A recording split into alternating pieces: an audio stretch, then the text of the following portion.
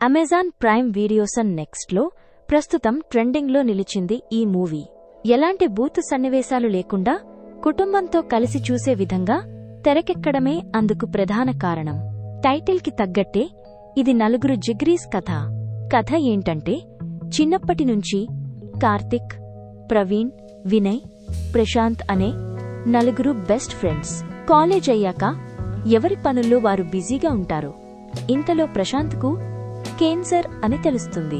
తన చివరి రోజుల్లో స్నేహితులతో కలిసి గోవా టూర్ వెళ్లాలనుకుంటాడు ప్రశాంత్. అందరూ కలిసి గోవా వెళ్లాలని డిసైడ్ అయి మారుతిలో బయలుదేరతారు. మైకంలో మొబైల్స్ మరియు డబ్బులను పోగొట్టుకుని ఉట్టి చేతులతో ప్రయాణిస్తారు. మధ్యలో కారు ట్రబుల్ ఇస్తుంది. కార్ రిపేర్ కోసం కాని ఇంకా తిండికి గాని డబ్బులు ఉండవు. వీరు నలుగురు గోవాకు ఎలా చేరుకున్నారు? అక్కడ ఏం జరిగింది? ప్రశాంత్ కేన్సర్ను జయించాడా?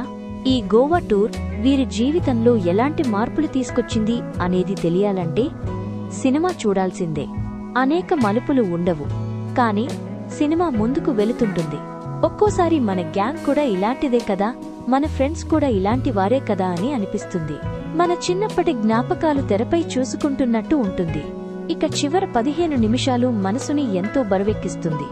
ఇదే సినిమాను బలంగా నిలబెట్టింది. జిగ్రీస్ సినిమా మనకి సరికొత్తగా అనిపిస్తుంది. ఫైనల్లీ జిగ్రీస్ మన చిన్ననాటి జాన్ జిగ్రీలతో గడిపిన క్షణాలని గుర్తు చేస్తుంది. మరేందుకు ఆలస్యం, చూసేయండి.